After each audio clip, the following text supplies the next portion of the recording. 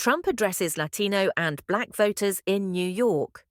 At a campaign rally in the South Bronx neighborhood of New York, Donald Trump is trying to gain the support of Latino and Black voters in advance of the presidential election in November. On Thursday, Byron Donalds, a Republican from Florida who is a Black congressman and a speculated running mate, was among the people he appeared on stage with.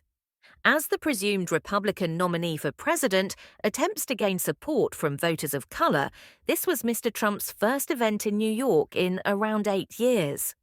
According to a recent poll by the New York Times, Siena Joe Biden, a Democrat, is losing ground in important states with this vote cohort. The Bronx is a Democratic bastion that is primarily home to Black and Hispanic residents. Speaking directly to the audience in New York, where he gained most of his celebrity and money, Mr. Trump devoted a significant portion of his speech to discussing his impact on the city. Early in his roughly 90-minute speech, he declared, "We inspired the entire world." But by the end, he saw the city plunging into decline, a place beset by crime and deteriorating infrastructure. He held both Mr. Biden and the historically high number of migrants entering the U.S. from Mexico accountable for the negative economic effects on minority votes.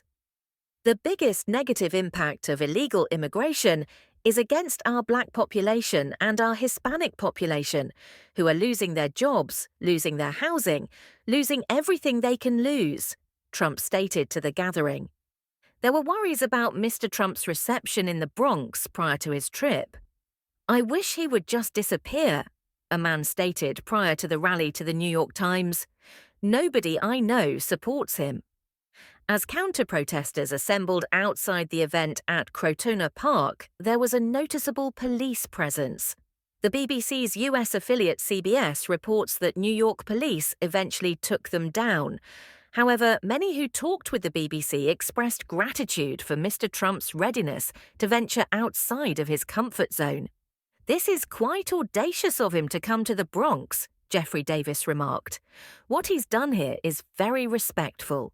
Mr. Davis stated that he backs Mr. Trump because there were no wars during his presidency, no Russia-Ukraine, no Israel-Gaza. Trump backer Tamar Corneal, a Dominican Republic native, declared, "He's America first."